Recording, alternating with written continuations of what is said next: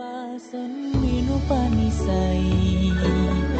បានជួបមនុស្សក្នុងក្តីស្រមៃសូមឲ្យនាងគឺជាមនុស្សស្រីចុងក្រោយដែលខ្ញុំប្រាថ្នាព្រមតទួយអ្វីគ្រប់យ៉ាងទោះបីមានឧបសគ្គយ៉ាងណាក៏ក្តីស្នេហាមិនព្រួលប្រែឡើយ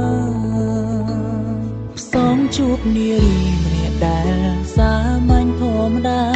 មិនប្រាថ្នាល្អឥតខ្ចង់មានបេះដូងស្មោមិនលួចលាក់ក្បត់សាវានឹងប្រកល់សំទាំងអង្គ